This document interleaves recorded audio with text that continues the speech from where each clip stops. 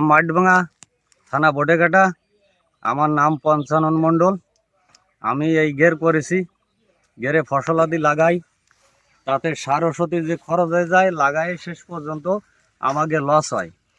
এই জন্যই সরকার যদি আমাকে পক্ষে একটু সাহায্য করে বা আমাকে দিক খেয়াল করে, তাহলে আমাকে একটু সুবিধে হয়।